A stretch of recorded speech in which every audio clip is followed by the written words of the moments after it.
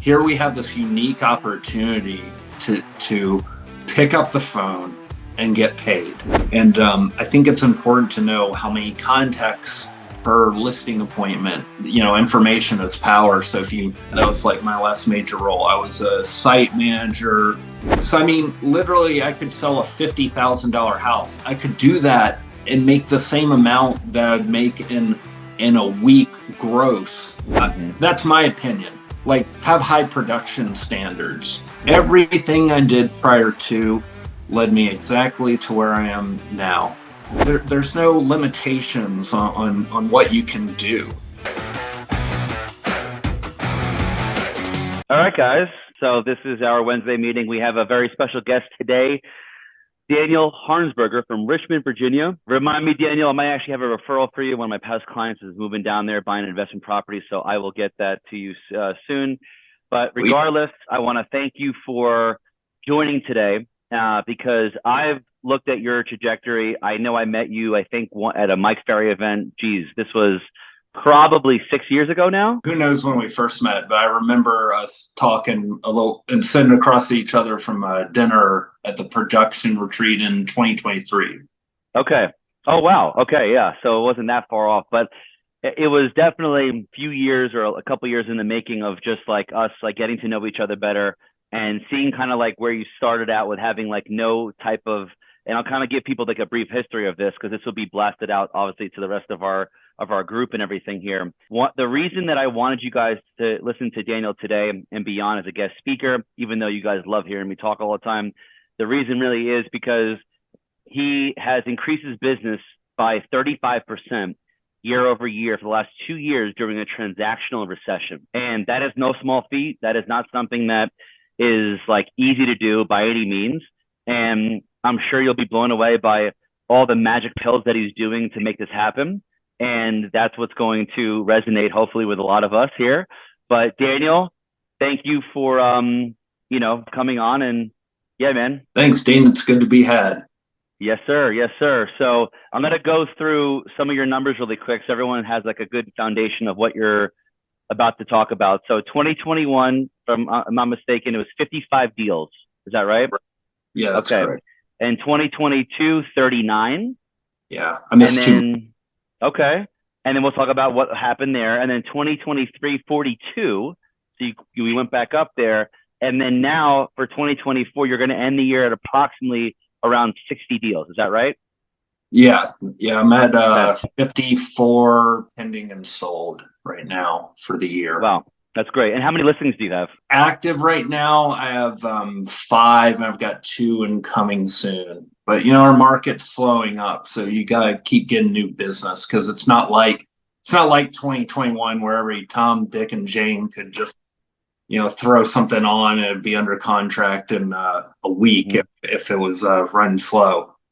Yeah, exactly. No, and so to kind of take us through this like journey, if you wouldn't mind. I mean, because we see you on the phone wars, we see you doing your thing, but really, what is going on in Daniel Harnsberger's mind every single day as you're making your calls, as you're prospecting, as you're whatever you're doing? Like, talk about the journey right now that you've been going through. I think it's important for anyone to remember who's trying to ascend regardless of where they're at. It's a process. So I think it could be frustrating to hear somebody like Dean. I think when I hear you prospecting, you're very conversational, and I imagine you just didn't come out of the gates that way. and I think it's for most of us aren't prodigies over here. It's a slow build.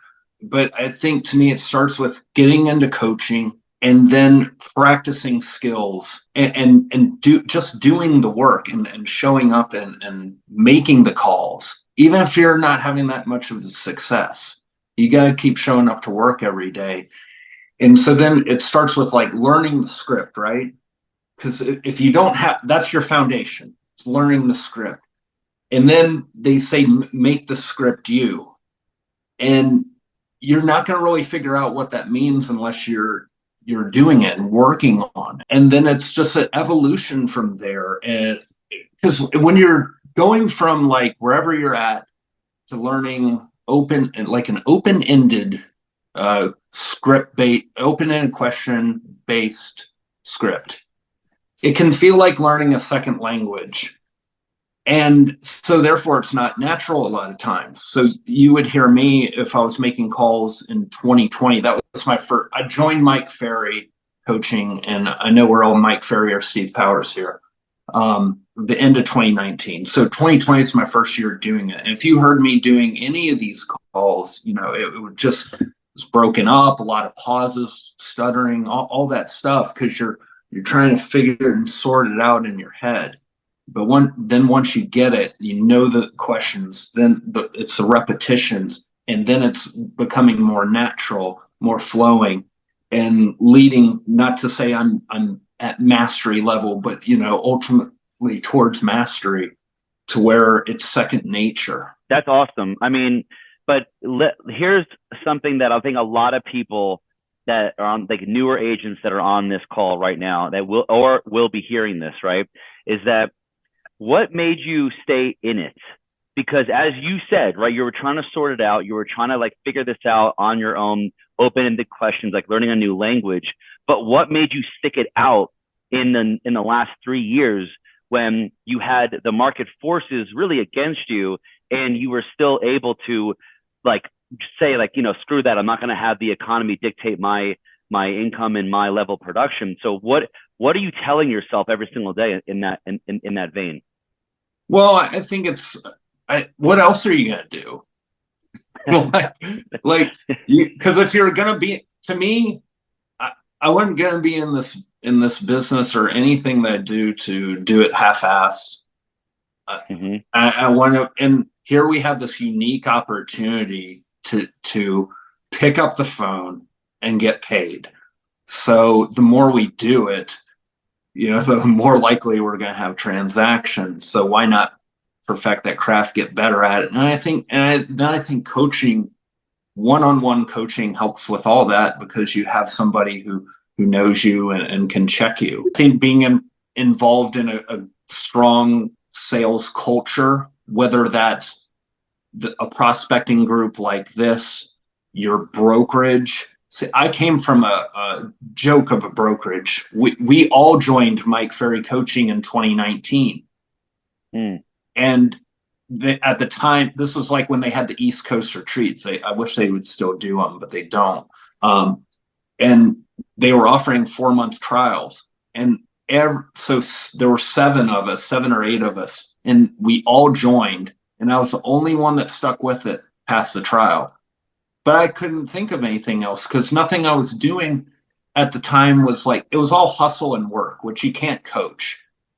So I just knew I needed a lot of refinement, because I had like no natural sales skills just no basis of anything. I was just hustling. I could analyze deals, whether they be retail, investor, whatever. I could do that all day. So I could speak the language, knew what I was talking about, but how to convince people to list with me who'd never met me before was a whole new ballgame that I had to really hone skills on. Yeah, continue to do so. And so, like, what about so I know your evolution with the contacts that you've been doing, like, throughout the day. So what I mean by that is, like, I think that, was there any direct correlation to the amount of people that you were talking to throughout the day, to the amount of business or appointments that you'd be generating from those contacts? Like, to talk us through, like, what did that evolution look like with, okay, I started with like 10 people a day, then I went to 30, or did you not look at it like that? Tell me more about that. Well, when I joined Premier Coaching, you have access to the numbers analyzer. And despite my being an analytical guy, I really didn't start to use it at all till last year, and then again this year. And I think it's important to know how many contacts per listing appointment. I think that, information is power. So if you know for every 150 contacts, I'm going to get a listing. Well, why would you not make sure you have 150 quality contacts, like, as quickly as possible during a week? So, you got to think about this right now. I think it's estimated 65% of the country have an interest rate of 5% or less. So less than what's currently available out there if you're buying a new home and you're financing it. So we've got to make a lot more calls and a lot more contacts just to even match the business that we did last year or prior to.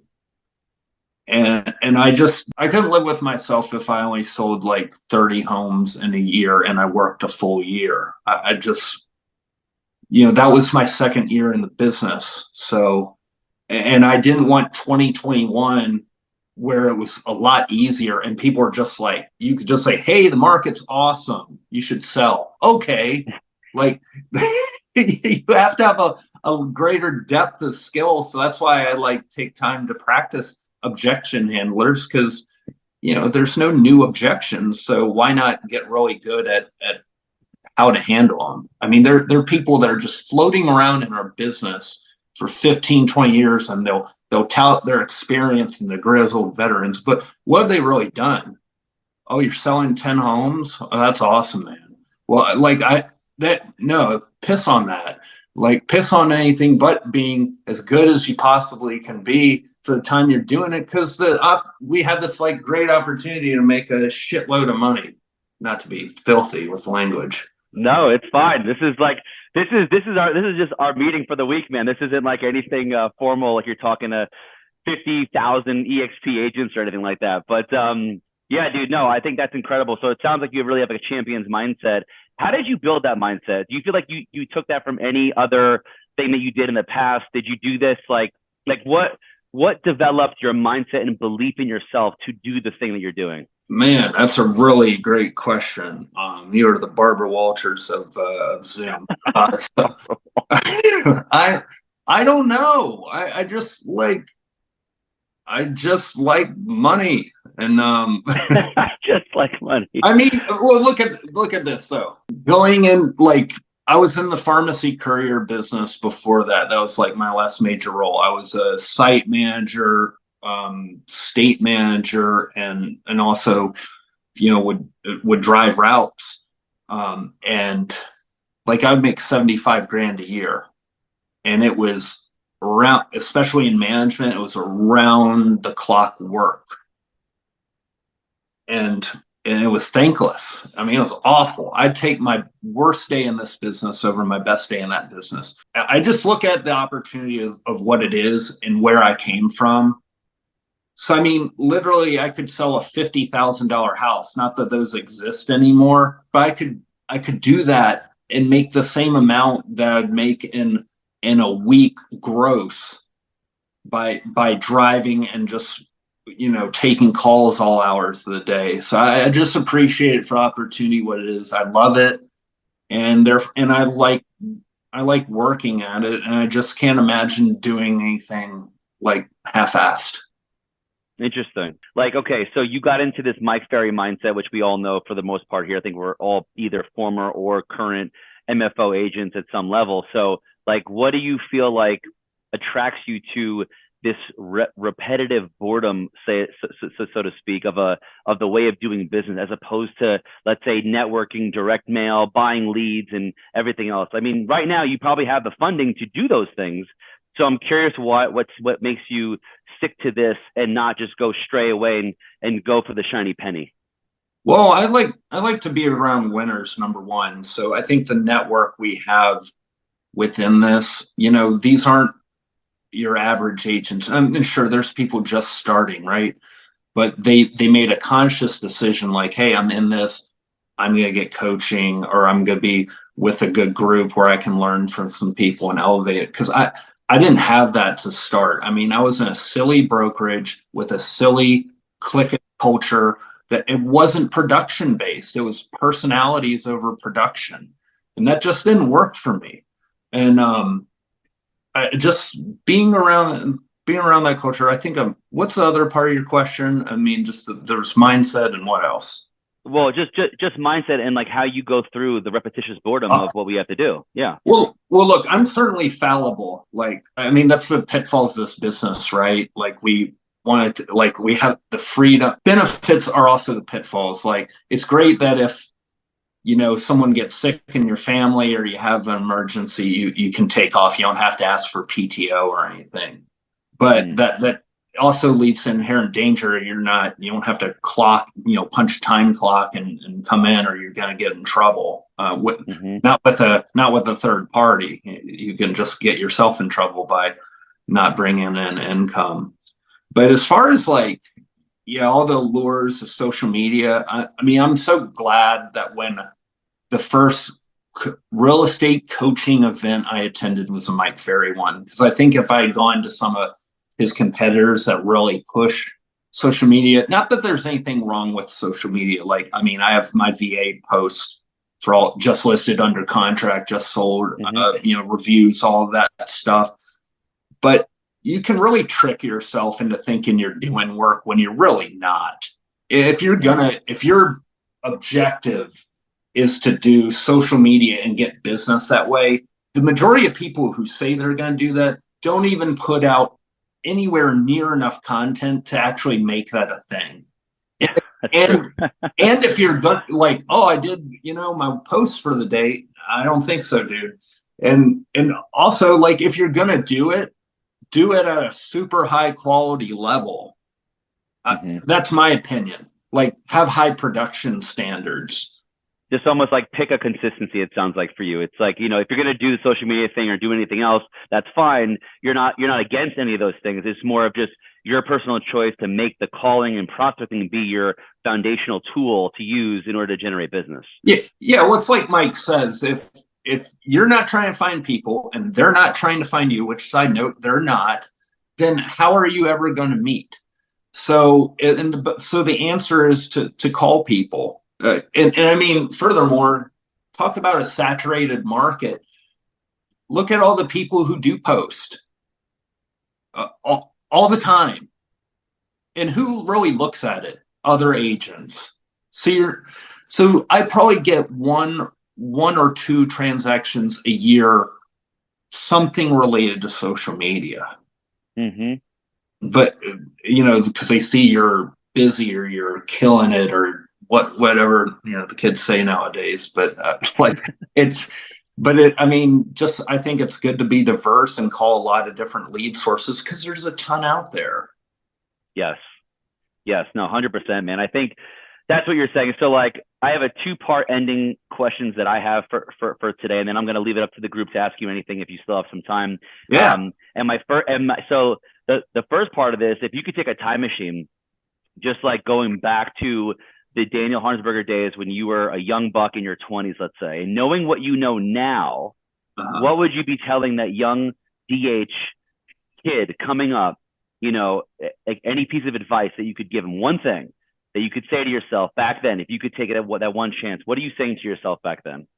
I think what I apply to real estate is first, I think if I do one thing well, it's taking a step back. Okay, where do I need to improve? Where can I get a little edge and get better?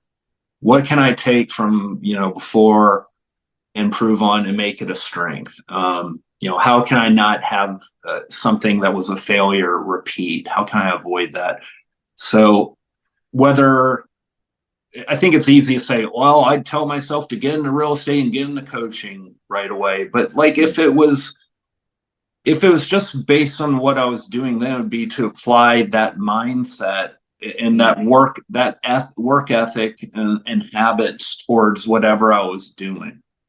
Interesting. So even in a W-2 or whatever job before, or something like you were doing, just have this champion mindset almost applied to everything in your life, and don't just wait for an opportunity like a real estate agent to come about and then apply that, is what you're saying. Yeah, sure. I mean, I'm just, but I wouldn't change a thing that happened at the same time, because everything that happened, and maybe everyone could feel this way. I'm just applying this to me. Everything I did prior to led me exactly to where I am now. So I was fortunate enough to be my two previous jobs I held, from age 27 to 37. It was the elements of those jobs helped me to get to know my area better, and then starting to invest in real estate first. All those things helped me to hit the ground running a bit more when I became a licensed agent at the age of 36. So I'm always I'm envious of people in a healthy way, not a jealous way, like of people who start when they're in their 20s, and then they're piped into something like what we're all involved in right here, because they met. There's the great thing about real estate, like it's not like the NBA. You don't have to be, big, tall, fast, jump high to do well at it. You can be a fat, ugly person and sell a lot of business, do a lot of business, or there's no limitations on what you can do. I mean, so I just think, yeah, it's like, so we all have a unique opportunity. It's just the reason the average agent sells 4 homes or less is because, a lot of people want to be a real estate agent until it's time to be a real estate agent. That's well said. Yes. It's like the amateurs and the pros, basically, Yeah, professionals practice, and that's why professionals get paid. So that's why I practice skills. You ever go to an NBA game? They're watching warm-ups. They're stroking every single shot. It's because they've done it over and over and over and over again for years. They didn't just come out of the box doing that. Yeah. So what I'm hearing is it's really made up of mindset, activities, skills, and a ton of action. And I think those 4 things is really what has made Daniel Harnsberger who you are today in a very short period of time. We're not talking like 10, 20 years. We're talking just in like a 4 to 5 year period. Right. So my first full year, I sold 19 homes, and it was and it was mostly investor deals. So I did not have a high volume, but I had 19 sales. So it was a proof of concept. So it was real. And I just kept investing myself more. And I did 30 my second full year. But again, it was all work ethic. So there was nothing replicatable about it. So that's where Mike Ferry coaching really applied to me, was really a benefit to me, because it added some systemization to someone who values systems like myself. But it's not like I started doing everything right away. It's like the more I go through it, the more I understand why they coach the things that they coach. Yeah, you kind of understand it as it goes on, right? Like you learn different. You're like, oh, that's why he had talks about this, or that's why he says this, or whatever, right? Right. Yeah, and when you go to and that's why if you apply yourself to all this, when you go to these events, whether they be the smaller ones like that's going on in Florida right now, or you go to the larger ones like coming up in California, and of course every year in Vegas, you'll hear things differently because you've moved yourself along. So on that vein, then the last question that I have for today for you, man, is just then what? So if someone did come to you, let's say at one of the events, or they just call you out of the blue and they just want advice from Daniel Harnsberger, what are you telling someone now? It could be anybody, right? If they're coming to you for advice, they obviously see something in you that they want to achieve. So if then that's the case, what piece of advice are you saying to those agents, those professionals? I would say get around a serious sales culture, because again, I did not have that to start, so I just didn't know any better. Because they did a study one of these prestigious universities where it was, if you're around producers, your production will go up 15%, but if you're around toxic people or non-producers, it'll actually have a greater effect on you down. So I think, the old expression is your network is your net worth. So if you're around someone, like you have a team, it flows from the top. If they see you doing the work and practicing what you preach, it's going to make a huge difference. I mean, my broker was an average agent when she was an agent, and not a serious hard worker. So what kind of culture is that going to fester? You know, at EXP, we have a different structure. So like, I don't see the broker every day in an office that, you know, we can all congregate to. But like the guy that brought me in is doing 2 mil a year and has developed a huge business. Mm-hmm. So being around which person, if I'm just basing on those two people, how am I going to elevate? And not that it's on that person, because it's on you, Mm-hmm. but it starts with recognizing, you know, who you should be modeling or mirroring in terms of work ethic and scope and what in the activities you do daily in the business. Yeah. And just so we all know, thank you for that, Daniel. This has been amazing, because I just want, because I talk about this, Daniel, to the crew almost every single week. And the one word that I see coming back to with that answer is the exposure. Is getting exposure to the right people, to the right tribe, to the right environment, ecosystem for you to succeed. And then you can now use those pieces of just like that get introduced into you to then utilize yourself to move up the ranks in your own personal business and life. So yeah, I mean, if your idea in real estate, if your objective is to, you know, have a day where you cut out words and magazines and make a vision board and write cards and have wine socials that are, you know, themed around some kind of call day and do silly foo-foo stuff like that, I can send you to my old brokerage. But if you want to be serious and make money and be around a sales culture, because we're in a sales business, then you want to check your surroundings. Yeah, I'm super passionate about that because of where I came from, how important culture is. That's right, Laura. No foo-foo for you. That's right. No, there we go. Foo-foo at the Dean Park Group. That's awesome. That's awesome. Well, listen, Daniel, this has been amazing, guys. Daniel probably has a few more minutes here. If anyone has any questions for him, right now is your opportunity. Yeah, Dan, I'm wondering what three top things that you have done, or three things had you not done them over the last couple of years that you believe would account for 80% of your productivity at this point in time? That's a very analytical question. I don't know if I can break it down to I don't know if I can break it down to statistics like that, Lokan, but I think getting a coaching one, right, and sticking with it, and then showing up to work, but then the skill stuff I think is not talked about enough. Role play, but I think if you just show up to work every day and you have the Mike Ferry script book or your Steve Powers script book or whatever, if you're just doing the calls, for me, like I just learned the scripts doing that way. And then occasionally I'd like check myself and be like, okay, can I rattle off the questions, the expired script, and like just say in my head and see if I could. But like the objection handlers, that's the game.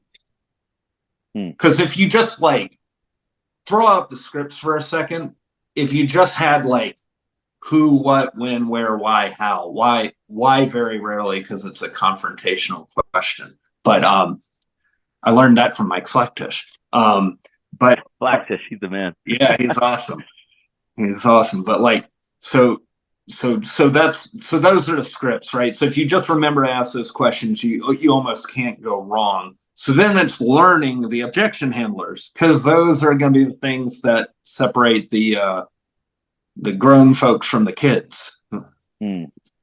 So yeah, so I think that's ultra important. And then personality styles, I embrace that more now than I ever have, because that's empowering. And like I'm still learning, like I couldn't just rattle off to you, oh, in this situation, this is, you know, if you have this type of person, this is the questions you need to focus your presentation around. But I'm smart enough to know, like for a driver, how I need to modify the listing presentation. But that comes with time. And it's once you get down the fundamentals like of the listing presentation that you can even have the smarts or wherewithal to customize based on who you're in front of, and go with intuition. Like I had an expired earlier this year, and the lady was a driver, and her husband I think he was more an amiable fella.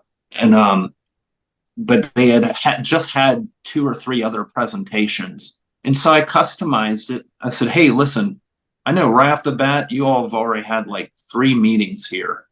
And then I just went into the meat of the matter. Where are we on price? I suggested 460, 465. Okay, 465. And that just went from there. They said they were going to make the decision overnight and call everyone the following day. I got 5 minutes down the road. They called me and hired me. But I think that's because I showed versatility. Versatility comes with learning fundamentals first. You know, you can't do a killer crossover if you don't know how to dribble the ball. You know, but I'm assuming, Daniel, that to answer that for Lincoln as well, it's a great question. Thank you.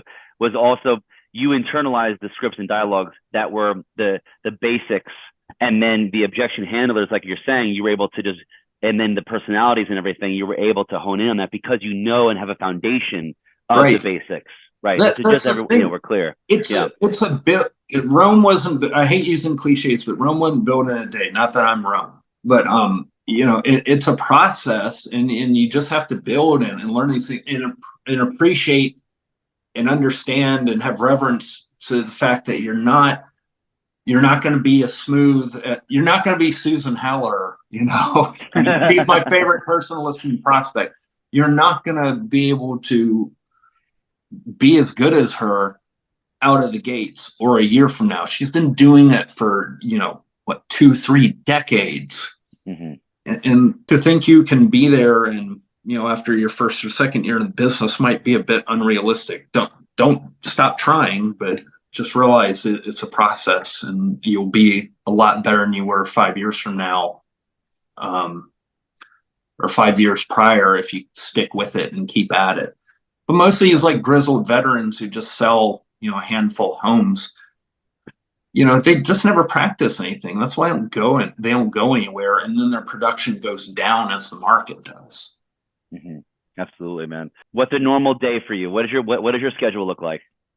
I think that's another thing that was like an evolution for me. That I think the simpler you can keep your schedule, the better. Mm-hmm. So 8 to 11 on cold leads, unless I have a follow-up call scheduled with an actual lead. And then 12 to 2 would be lead follow-up. And then, you know, admin after that, and then appointments. But, you know, and I'm sure some people would go against this, but if someone wants to have an appointment at noon, I'm here for it, because that's that to me, that's the ball game. Is, you know, I'll you know, rework my lead follow-up time to get an appointment, or to have an appointment that's, you know, fully qualified. And Daniel, real quick, do you have an assistant? What does your support look like, and what does your team look like? Yeah, I've got I would say like a transaction coordinator on steroids. In addition to normal TC work, she prepares my listing packets, does miscellaneous projects for me, and then I have a VA who I have do like they upload my expireds into the dialer, my social media posts in the morning, different assorted tasks. I have a whole process manual built for them. Nice. But that's it. You have 2. You have a VA, and then you have one, like, kind of like almost like part-time in-house person. Yeah, I mean, she actually moved to Maryland. I got a referral fee for helping her move to Maryland, but you know, so she's not so she's essentially virtual, but I mean, she's here. Yeah. But that's amazing. So there's no other agents. All that production's all DH. Oh, sorry. Well, I mean, I've got a showing agent too, because I mean, it's just like same reason a lawyer doesn't do you know, draw up contracts and you know, do all the paperwork, is you've got to outsource parts of your business. So that was a big plus for me, is you know, doing in 2021, when it was such a seller friendly market, I still wanted to, you know, help buyers. So how can I do that? Because I can't be everywhere, and I'm one person. So I do a 60-40 split with my showing agent. Mm-hmm.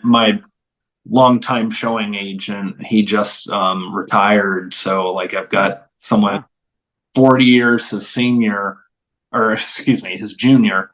And so that's a different experience because I'm, dealing with I was dealing with someone who was, happy to fill that role to someone now who's young and fresh in the business and wide-eyed. And so I'll probably have him a year and see him on his way because he'll grow and Sure. yeah.